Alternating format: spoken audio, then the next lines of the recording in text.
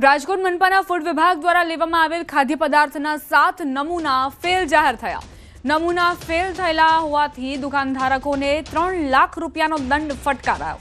Shri Siyaram Vijay Patel ice cream and dairy farm નામની દુકાનમાંથી ઘીના નમૂના ફેલ થતા ₹1,80,000નો દંડ ફટકારાયો। શ્રદ્ધા ગુલાબજાંબુ નામની દુકાનમાં મોડો માવાના નમૂના ફેલ થતા ₹50,000નો દંડ ફટકારાયો। श्री खोडियार डेरी फार्म ने ₹20,000 दंडनो हुकम करायो छे। नीलेश डेरी फार्म ने ₹20,000 दंड, विशाल चाइनीज पंजाबी नामनी दुकान मालिक ने ₹10,000 दंड सहित अन्य दुकान चालकों ने पण दंड फटकारायो छे। संवाददाता हार्दिक जोड़ाई गया छे વધુ જાણકારી સાથે। हार्दिक, કઈ એવી દુકાનો હતી, શું આ નામચીન દુકાનો છે અને તેમાંથી ખાદ્ય પદાર્થોના સેમ્પલ લેવામાં આવ્યા હતા જે ફેલ ગયા છે?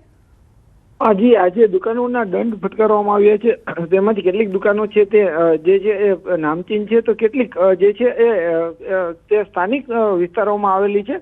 આ જે દુકાનો આજે નમૂના ફેલ થયા છે એમાંથી 3 જેટલા નમૂના છે તે ઘીના ફેલ થયા છે, જ્યારે એક માવાનો નમૂનો ફેલ થયો છે, એક લાડુ શ્રીખંડ સહિતના કુલ 7 જેટલા નમૂના ફેલ થયા હતા। અને આ સમગ્ર મામલે જે છે એ રાજકોટ અધિક કલેક્ટર સહિતના અધિકારીઓ સમક્ષ સમગ્ર કેસ ચાલ્યો હતો અને આજે તેમનો ચુકાદો આવ્યો હતો। આજે અખાદ્ય પદાર્થ વેચનાર તમામ દુકાનધારકોને અત્યારે દંડ પણ ફટકારવામાં આવ્યો છે। અને જો આગામી સમયમાં આવી કોઈ ફરી કોઈ આવી ગેરરીતિ સામે આવશે તો વધુ કડક કાર્યવાહી થશે તેવી સૂચના પણ આપવામાં આવી છે। જી, આભાર હાર્દિક, જાણકારી આપવા માટે। સુરતના પુરવાર નગર સેવકે દબાણને લઈને લખેલા પત્રનો મામલો। પત્ર બાદ ચૌટા બજારમાં વેપારીઓ દુકાન બહાર કરેલું દબાણ અટક્યું। દબાણ ખાતામાંથી મેસેજ આવતા વેપારીઓમાં ડરનો માહોલ। દબાણો હટાવવા માટે રજૂઆત કરી હતી। દબાણની સમસ્યાનો કાયમી ઉકેલ લાવવાની માંગ કરાઈ હતી। દેશમાં સૌથી વિકાસ પામતું શહેર સુરત, અને સુરતમાં જે રીતે દબાણના મુદ્દે કહી શકાય કે છેલ્લા કેટલાક દિવસથી સુરતના સત્તાધીશો પત્ર લખી રહ્યા છે। કુમાર કાનાણીએ પત્ર લખતા વરાછા મેઇન રોડ પરના દબાણો અને દૂષણો દૂર કરવામાં આવ્યા છે, ત્યારે પૂર્વ નગરસેવક અને સુરત ભાજપ પ્રમુખ નીતિન ભજીયાવાલાએ ફરી એક વખત પત્ર લખ્યો છે। સુરતનો કોટ વિસ્તાર કે જે ચૌટા બજારના નામથી ઓળખાય છે, અને આ ચૌટા બજારમાં લોકોની દુકાનો છે અને દુકાનોની બહારના એસએમસીના ઓટલા ભાડે આપવામાં આવ્યા છે, તેને લઈને એક પત્ર લખવામાં આવ્યો છે। અને પત્ર લખતાની સાથે જ બજારમાં જોઈ શકાય છે કયા પ્રકારનો માહોલ છે। તમામ વેપારીઓ દુકાનની બહાર ઊભા છે, કોઈ પણ રોડની બહારની દુકાન લગાડવા તૈયાર નથી, કારણ કે ગમે ત્યારે દબાણની ટીમ આવે તેવી શક્યતાઓ છે। ચોટા બજાર છે કે જ્યાં અહીંથી એક 2 વ્હીલર પાસ કરવું અઘરું છે, સતત તેમના દ્વારા ફરિયાદો કરવામાં આવતી હોય છે। ખાસ કરીને દુકાનો અને રહેલા રેસિડેન્ટ વિસ્તારોમાં પાર્કિંગને લઈ આ વિસ્તારના લોકો પોતાના મકાનો ખાલી કરી સિટી વિસ્તારમાં રહેવા જતા રહ્યા છે। એટલે કે અસલ સુરત જે શહેર છે તે સુરતની સુરત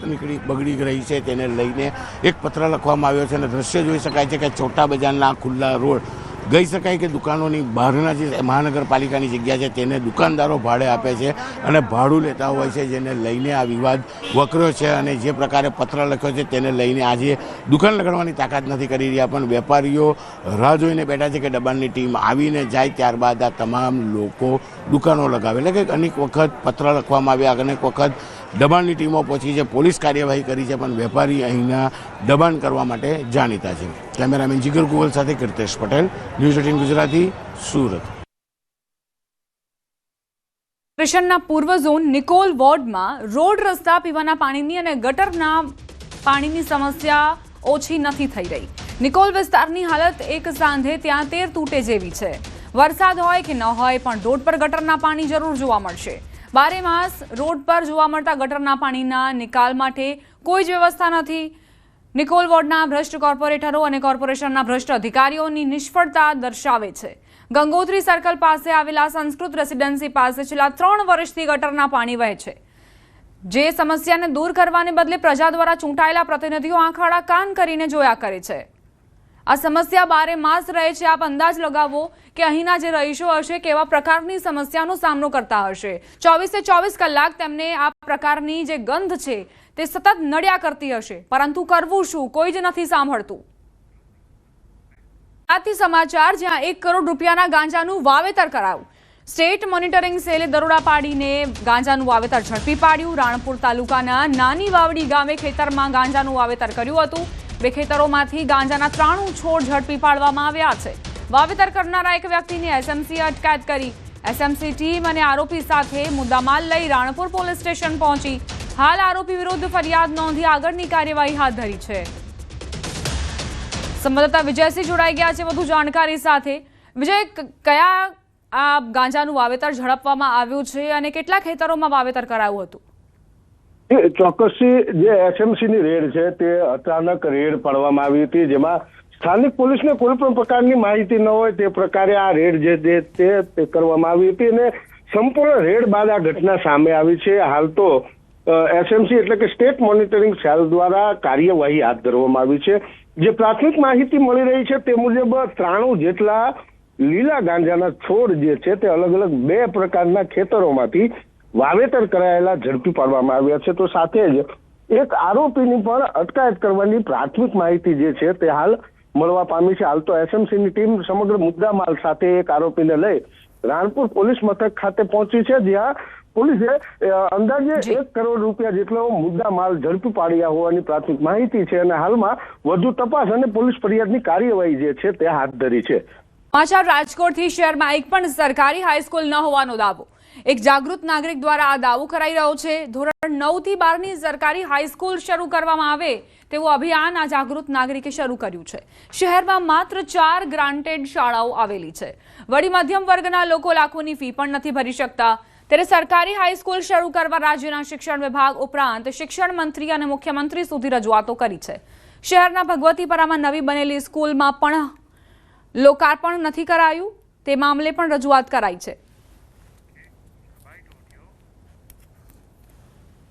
વેલામાં વહેલી તકે રાજકોટમાં 20 લાખથી વધારેની વસ્તી છે, તો વેલામાં વહેલી તકે રાજકોટને વધારેમાં વધારે પ્રમાણમાં સરકારી ઇંગ્લિશ મીડિયમની ધોરણ 9 થી 12ની શાળા મળે, જેથી કરીને બાળકનું ભવિષ્ય આગળ વધે।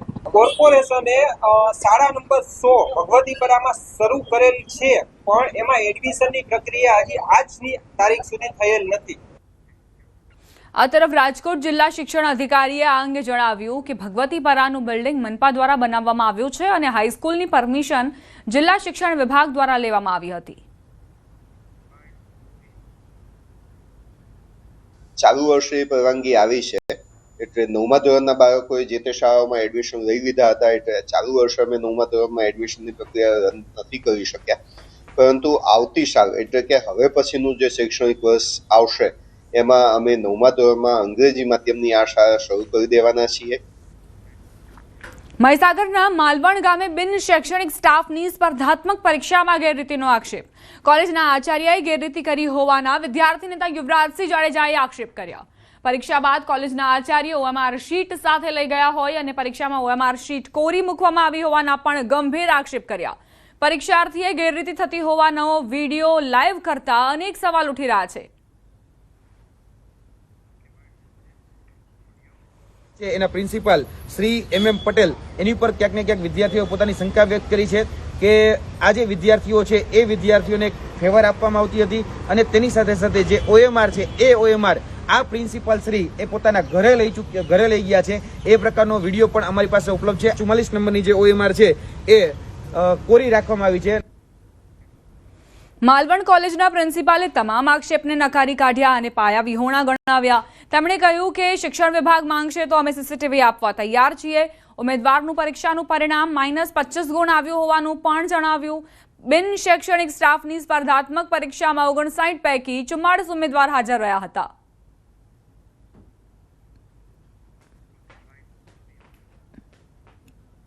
ખોટા પાયા વિહોણા આક્ષેપો કરી ઇરાદાપૂર્વક સંસ્થાને અને આખી શિક્ષણ જગતને બદનામ કરવાની પ્રવૃત્તિને અમે સખત શબ્દોમાં વખોડી નાખીએ છીએ। અને કારણ કે 44 નંબરના ઉમેદવારનો જેમણે આક્ષેપ કર્યો છે એ આક્ષેપ થયો એ ઉમેદવારનું પરિણામ અમારી -25 ગુણ છે, જે બતાવે છે કે અમે સત્યના રસ્તે છીએ।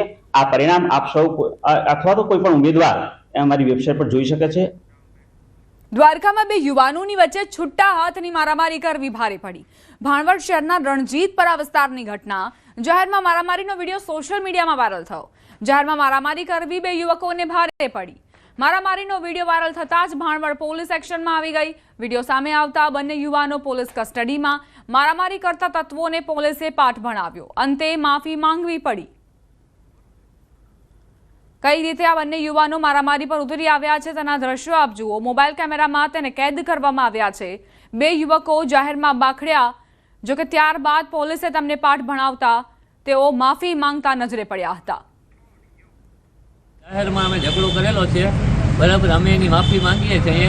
અમે કોઈ જાહેરમાં નહીં કરીએ. પોલીસે અમને કાયદાનું ભાન કરાવેલું છે. અમારી ભૂલ થઈ ગઈ, અમારી માફી થઈ ગઈ, એની બંધેરી આપીએ છીએ. હવે અમે કોઈ કરવાના નથી આ વસ્તુ. ભાંગવામાં ઝઘડો કરતા હતા અમે ખાયમાં પોલીસ અમને સીધી ભાંગ કર્યો. અમે માફી માગીએ એની. અમે કોઈ દિવસ કરશું નહીં. આ ઝઘડો કોઈ. દાહોદથી સમાચાર. આમ આદમી પાર્ટીના કાર્યકર પર મહિલાને માર મારવાનો આરોપ.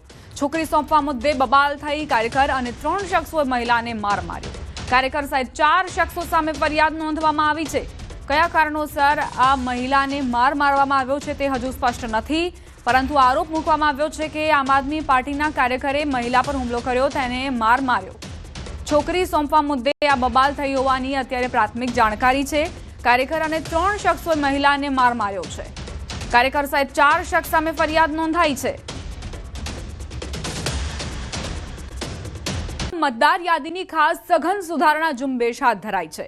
ત્યારે બનાસકાંઠા અને વાવથરા જિલ્લાની કુલ 9 વિધાનસભા વિસ્તારમાંથી ધાનેરા વિધાનસભામાં 2,84,647 મતદાતાઓના 100% ગણતરી ફોર્મના ડિજિટલાઇઝેશનની પ્રક્રિયા પૂર્ણ કરાઈ.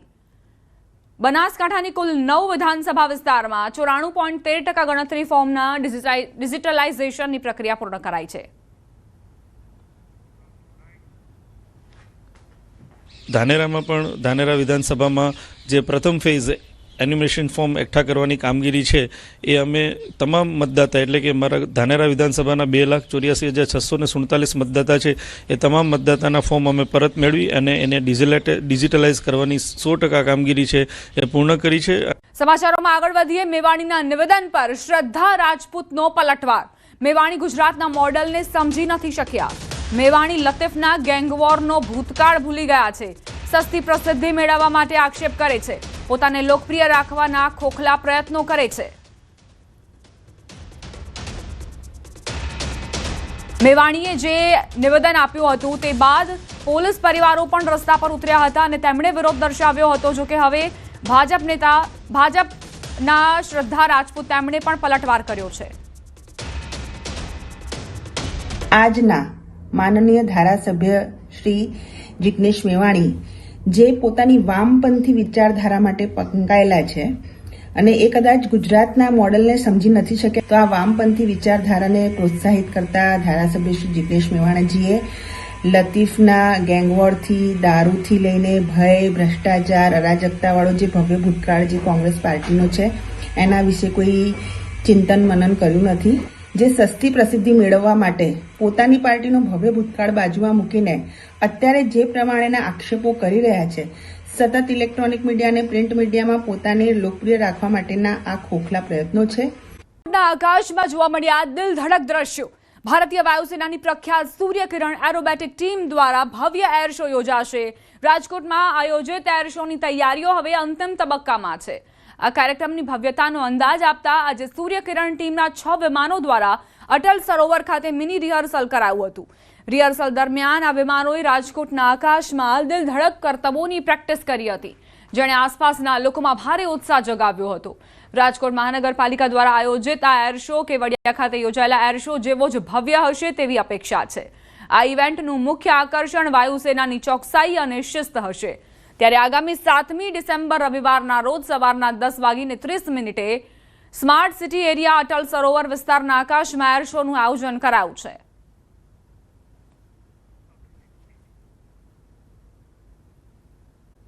આકાશમાં જોવા મળ્યા દિલ ધડક દ્રશ્યો. ભારતીય વાયુસેનાની પ્રખ્યાત સૂર્યકિરણ એરોબેટિક ટીમ દ્વારા ભવ્ય એર શો યોજાશે. રાજકોટમાં આયોજિત એર શોની તૈયારીઓ હવે અંતિમ તબક્કામાં છે. આ કાર્યક્રમની ભવ્યતાનો અંદાજ આપતા આજે સૂર્યકિરણ ટીમના 6 વિમાનો દ્વારા અટલ સરોવર ખાતે મિની રિહર્સલ કરાયું હતું. રિહર્સલ દરમિયાન આ વિમાનોએ રાજકોટના આકાશમાં દિલ ધડક કરતબોની પ્રેક્ટિસ કરી હતી, જેણે આસપાસના લોકોમાં ભારે ઉત્સાહ જગાવ્યો હતો. રાજકોટ મહાનગરપાલિકા દ્વારા આયોજિત આ એર શો કેવડિયા ખાતે યોજાયેલા એર શો જેવો જ ભવ્ય હશે તેવી અપેક્ષા છે. આ ઇવેન્ટનું મુખ્ય આકર્ષણ વાયુસેનાની ચોકસાઈ અને શિસ્ત હશે. ત્યારે આગામી 7મી ડિસેમ્બર રવિવારના રોજ સવારના 10:30 smart city area Atal Sarovar વિસ્તારના આકાશમાં એર શોનું આયોજન કરાયું છે.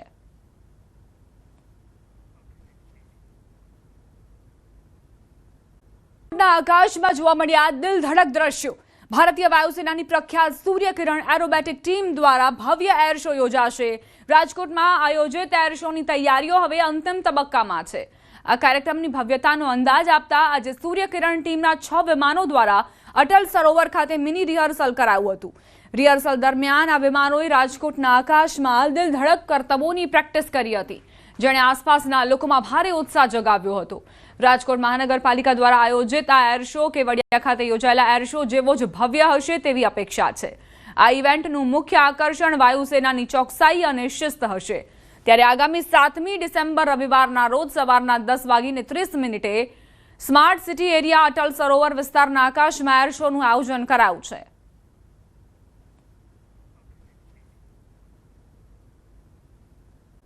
વડોદરાથી સમાચાર. અકોટાની જીઈબી સ્કૂલ વિવાદમાં આવી. વર્ગખંડમાં મસ્તી કરવી વિદ્યાર્થીને ભારે પડી. ધોરણ 9ના વિદ્યાર્થીએ બીજા વિદ્યાર્થી પર પેન ફેંકી. બીજા વિદ્યાર્થીને પેન આંખમાં વાગતા ઈજા પહોંચી. ઈજાગ્રસ્ત વિદ્યાર્થીને સારવાર માટે ખસેડાયો. પેન ફેંકવાની સમગ્ર ઘટના સીસીટીવીમાં કેદ થઈ છે.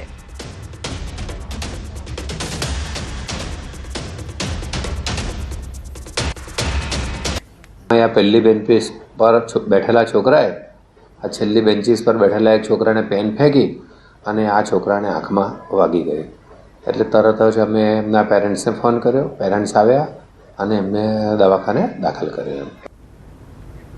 ઈજાગ્રસ્ત વિદ્યાર્થીના પિતાનું નિવેદન. શિક્ષિકા ધ્યાન ન આપતા હોવાનો આરોપ. વિદ્યાર્થીઓ મસ્તી કરવા છતાં પણ શિક્ષિકા બેસી રહ્યા હતા, કોઈ પણ એક્શન નહોતા લીધા.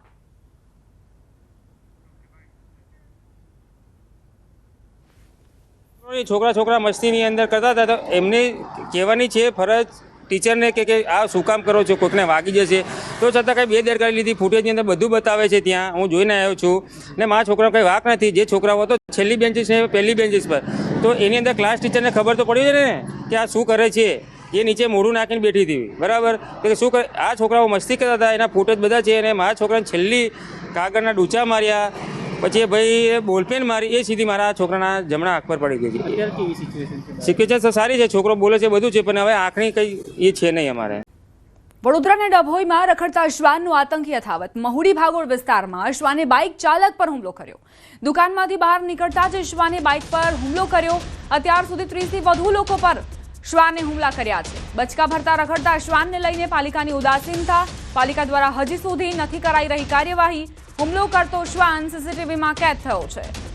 આખરે ક્યારે મહાનગરપાલિકા જાગશે તે એક મોટો સવાલ. કારણ કે મનપાના જે કર્મચારીઓ છે તેમને સમય નથી. બીજી તરફ ડભોઈની આ ઘટના, જ્યાં પાલિકાના કર્મચારીઓ તેમના પેટનું પાણી પણ નથી હલતું. વારંવાર આ પ્રકારની ઘટનાઓ બનતી આવી છે, પરંતુ ડભોઈ પ્રશાસન આખરે ક્યારે કામગીરી કરશે તે એક મોટો સવાલ છે.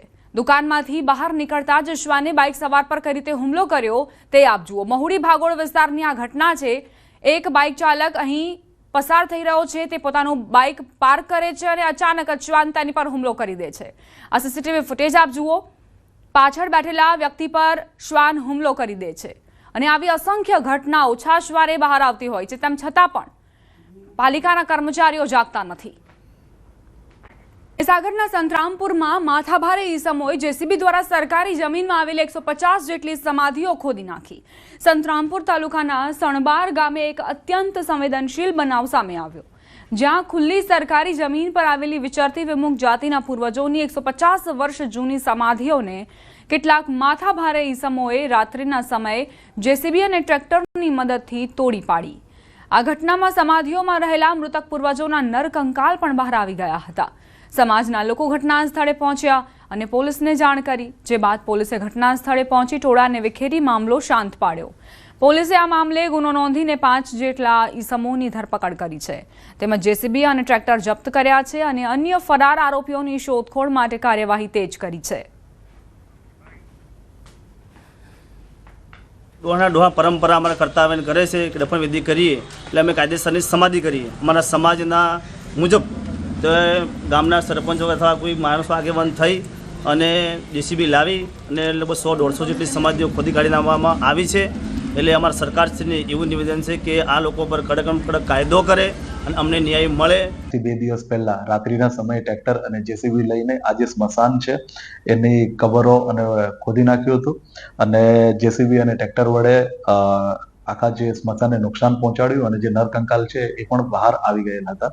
પોલીસને આ ઘટનાની જાણ થતા પોલીસે ગાડિયાના સરપંચના પતિ તથા ટોળા વિરુદ્ધ ફરિયાદ નોંધી છે અને આ જે વિવાદ છે એ એક્ઝેક્ટલી જમીન કયા ગ્રામ પંચાયતની આવે છે તે દિશામાં તપાસ કરી રહી છે અને આના પાછળનું મેન કારણ શું હતું એને એ દિશામાં આગળ વધી રાજકોટના જેતપુરમાં ચામુંડાનગરમાં સતત બીજા દિવસે પણ જનતા રેડ.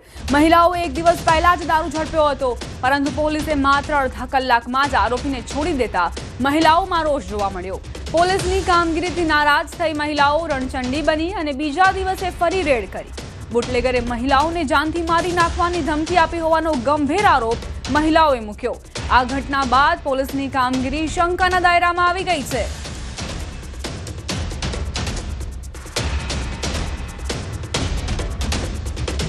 ગાંધીનગરથી અમે તો અરજી કરીશું. પોલીસની કામગીરી ઉપર તમે સંતોષ નથી સંતોષ અમને. આની પોલીસ કઈ કરતી નથી તો બંધ થઈ ગયો હોય ને તો સાંજે આજે તો રીડ કરી હતી તો અત્યારમાં ચાલુ થઈ ગયો. સાંજે ચાલુ દાડિયા મૂકી દે છે. કાલે પોલીસ લઈ ગયા, અડધી કલાકમાં પાછા મૂકી ગયા. અડધી કલાક થી ત્યાં છૂટી ગયા. હાંજો દારૂ વેચાણ ચાલુ થઈ ગયું. હાંજો અમને ધમકી દઈ ગયા કે અમે તમારે ખૂન કરી નાખીશું અને આજે જનતા રેડ કરીને આજે હથિયારો હોત પકડાણા. સંવાદદાતા મુનાફ જોડાઈ ગયા છે વધુ જાણકારી સાથે. મુનાફ, ક્યાં જનતા રેડ કરવામાં આવી? આખરે મહિલાઓની રજૂઆત શું છે? બિલકુલ ચોક્કસ વાત કરવામાં આવે છે. જેતપુરના ચામુંડાનગરમાં મહિલાએ રણચંડી બની સતત બીજા દિવસે જનતા રેડ કરી હતી. મહિલાએ ગઈકાલે પણ દારૂ પકડ્યો હતો, પણ પોલીસ આરોપીને માત્ર અડધો કલાકમાં છોડી મૂકવાના આરોપ છે. પોલીસ કામગીરીમાં નારાજ થતા મહિલાઓ આજે સવારે ફરી દારૂના અડ્ડા ઉપર દરોડા પાડી બુટલેગરોને ઝડપ્યા હતા અને ગઈકાલે છૂટીને આવેલ બુટલેગર મહિલાઓ જાનથી માર નાખવાની ધમકી આપી હોવાનો ગંભીર આક્ષેપ મહિલા દ્વારા કરવામાં આવ્યો હતો. આમ દારૂ પકડી આરોપીને માત્ર કાગળ ઉપર કામ કરવામાં આવે છે. માત્ર અડધો કલાકમાં આરોપીને છોડી મૂકવામાં આવે છે. સતત 2 દિવસથી આ ચાલતા આ દારૂના અડ્ડાઓ ક્યારે બંધ થશે એક મોટો સવાલ છે ને હાલ તો પોલીસ ઉપર સવાલો ઉઠી રહ્યા છે. જી આભાર મુનાફ જાણકારી આપવા માટે. ખાંભાથી સમાચાર. ગીરની ધારા ફરી ધ્રુજી છે. ગ્રામ્ય વિસ્તારમાં ભૂકંપનો ઝટકો અનુભવાયો છે. બપોરે ભૂકંપનો આંચકો અનુભવાયો. ભૂકંપની તીવ્રતા 2.2ની નોંધાઈ છે. સમઢિયાળાથી ભૂકંપનું કેન્દ્ર બિંદુ 38 કિલોમીટર દૂર હોવાની જાણકારી પ્રાપ્ત થઈ છે. ખાંભા ગીરની ધારા ફરી એક વખત ધ્રુજી હોવાના સમાચાર. સંવાદદાતા રાજન જોડાઈ ગયા છે વધુ જાણકારી સાથે. રાજન, ક્યાં ભૂકંપનો આંચકો અનુભવાયો અને કેન્દ્ર બિંદુ ક્યાં નોંધાયું છે? કોમલ, આમ જોવા જઈએ તો છેલ્લી 15 કલાકમાં બીજો ભૂકંપનો આંચકો નોંધાયો છે. ખાસ કરીને ખાંભા તાલુકાના ગ્રામ્ય વિસ્તારમાં આ ભૂકંપના આંચકાની અસર જોવા મળી છે. ગત મોડી રાત્રે એક ભૂકંપનો આંચકો આવ્યા બાદ આજે બપોરે પણ 2.2નો આંચકો આવતા લોકો ગભરાઈ ગયા હતા અને ફરી એક વખત આ ભૂકંપની શ્રૃંખલા શરૂ ન થાય તેવું લોકો વિચારી રહ્યા છે. કારણ કે આ વિસ્તાર એવો છે કે ત્યાં સતત ભૂકંપના આંચકા આવતા હોય છે, પરંતુ છેલ્લા 1-2 વર્ષથી આ પરિસ્થિતિ બદલાઈ છે અને હવે બંધ થયો છે. પરંતુ છેલ્લી 15 કલાકમાં 2 આંચકાથી લોકોમાં ડર જોવા મળી રહ્યો છે. કોમલ, આભાર રાજન જાણકારી આપવા માટે.